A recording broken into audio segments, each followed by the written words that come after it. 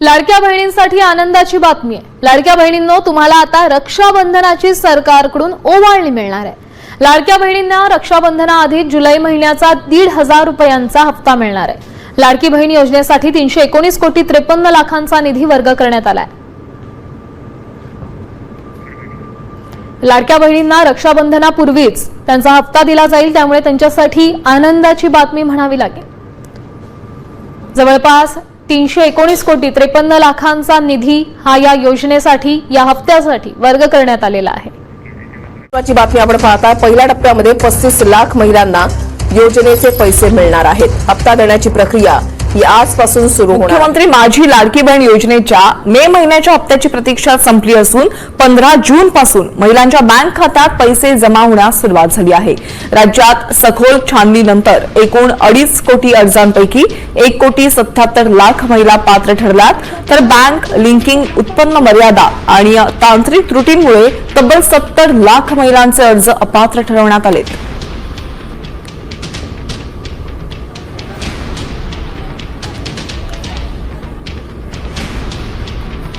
लाभार्थी महिलांना मे महिन्याचा हप्ता देण्यासाठी ही रक्कम वळती करण्यात आली। राज्य शासनाने या संदर्भात शासन निर्णय जारी केला।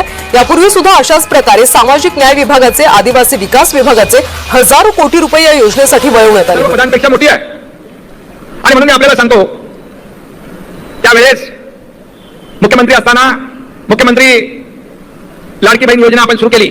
आम्ही देखील गरिबी पाहिली आहे, आमच्या आईची, पत्नीची काटकसर पाहिली आहे आणि त्यावेळेची परिस्थिती देखील पाहिली आणि म्हणून मुख्यमंत्री झाल्यानंतर मुख्यमंत्री माझी लाडकी बहीण योजना आपण सुरू केली। त्याचा उदय आणि जन्म त्यावेळेस झाला।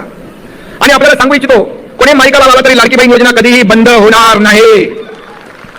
काही केवायसी वगैरे होईल त्याच्यामध्ये, पण पात्र लाडकी बहीण कधी वंचित राहणार नाही, हा शब्द आहे। बहीण योजनेच्या रकमेमध्ये वाढ होण्याची शक्यता आहे। लाडकी बहीण योजनेची रक्कम महागाईनुसार वाढवा, पंतप्रधान आर्थिक सल्लागार समितीने ही शिफारस केलेली आहे।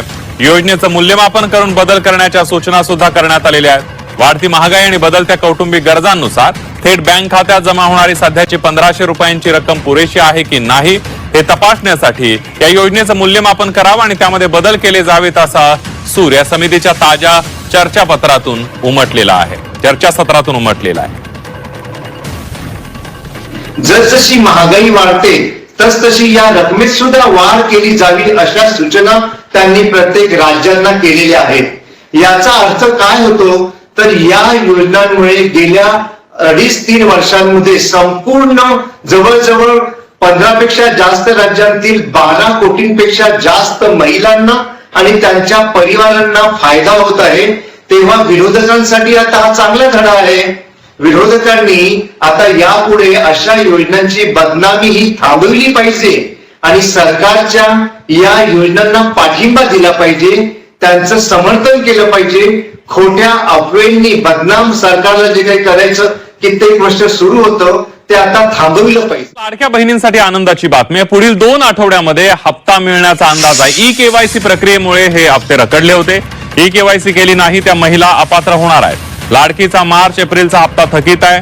ई-केवायसी करण्यासाठी 30 एप्रिलची अंतिम मुदत ठेवण्यात आली होती, त्यामुळे ज्यांनी ई-केवायसी केली नाही त्या महिला अपात्र होणार आहेत।